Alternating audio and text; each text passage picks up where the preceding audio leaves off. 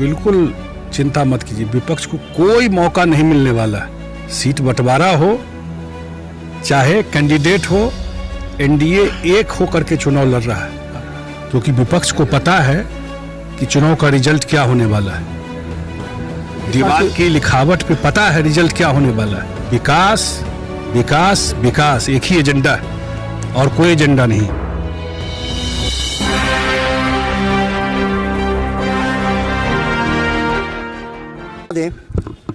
संजय झा जो नाम है और खासकर राजनीतिक ज़्यादा विश्लेषक भी हैं।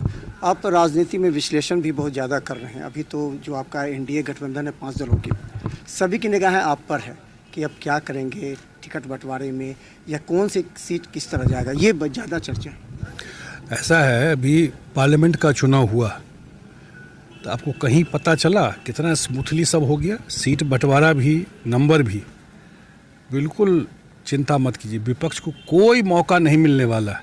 सीट बंटवारा हो चाहे कैंडिडेट हो, एनडीए एक होकर के चुनाव लड़ रहा है। आप खुद देख रहे होंगे एनडीए का कार्यक्रम जिला वाइज हो रहा है। अब कोई पार्टी नहीं लड़ रहा है, पूरा एनडीए लड़ रहा है एक साथ। गांव में जा रहे हैं तो लोग कह रहे हैं जो दिल्ली में एजेंडा जो एनडीए ने रखा था, क्या वही एजेंडा बिहार के चुनाव में सेट होगा? 2500 रुपया का, फिर 500 रुपये सिलेंडर और 200 ये एजेंडा है कि ये तो सरकार की बात है, उस पर मैं कोई प्रतिक्रिया नहीं दूंगा कि सरकार क्या डिसीजन लेगा इस पर।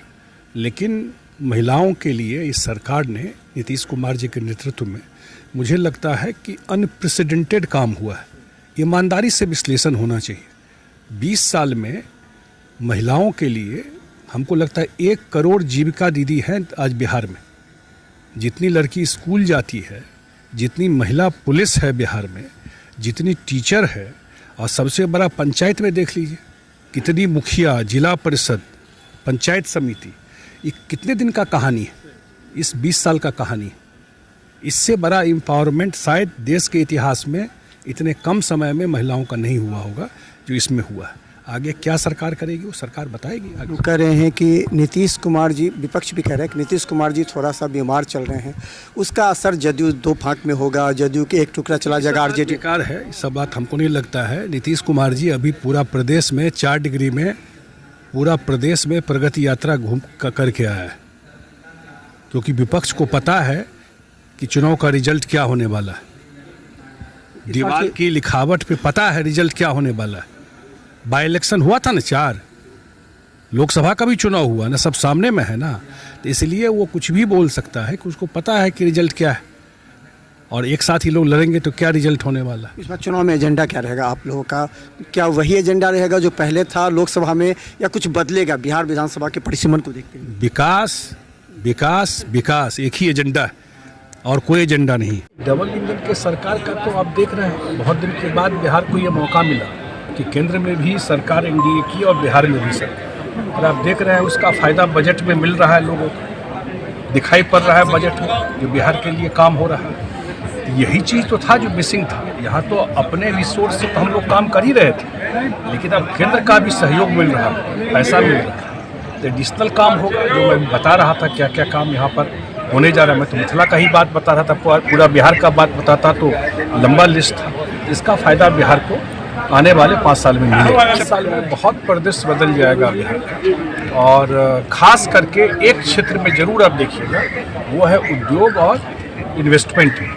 यहाँ पर बिहार में अगले 5 साल में बहुत सारा इन्वेस्टमेंट और इंडस्ट्री लगने जा रहा है। सर, आपने सबसे बड़ा पोटेंशियल हमको लगता है कि वो बिहार के लिए जो सरकारी नौकरी तो है ही, लेकिन रोजगार पलायन यहाँ से कम हो, उसमें जब तक इन्वेस्टमेंट नहीं आए वो मेजर आपको दिखाई पड़ेगा। इन लोगों का स्वभाव नहीं बदला है।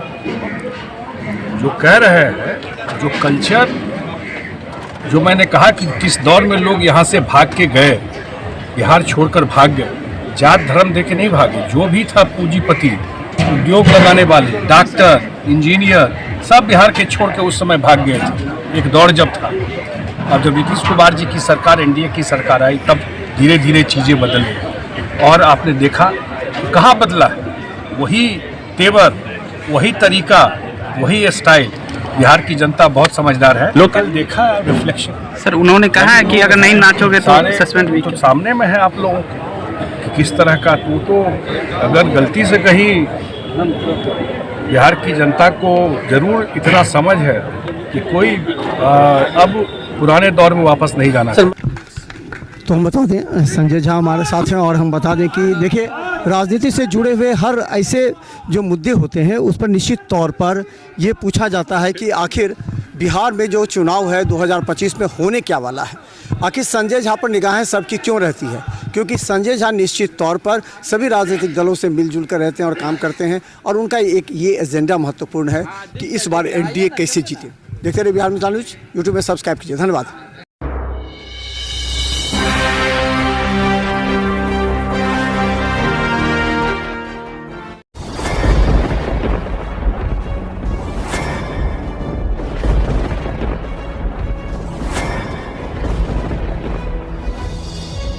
हम जीविका के सीआरपी छी 10 साल 12 साल से एको गो पाई ना हमरा के दरमाहा घरे घरे संदेश देता है कि या प्रशासनिक अधिकारी सही तरह से एक्टिव नहीं है या फिर नीतीश सरकार कंट्रोल नहीं कर पा रही है। ये सरकार में कमी है जो सर, सरकार जो कंट्रोल नहीं कर पाती है सर, बाकी जो भी है सब एक ही तरह। मनोज बाबू, आप फटे दूध से छाली निकालने वाले लोग हैं, ब्रेकिंग न्यूज के मास्टर हैं।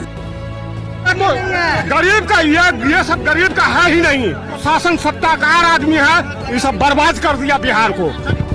तो निश्चित तौर पर केंद्र में भी हमारी सरकार होती है, बिहार में भी हमारी सरकार होती है, तो पलटू राम में फिर पलट जाते हैं।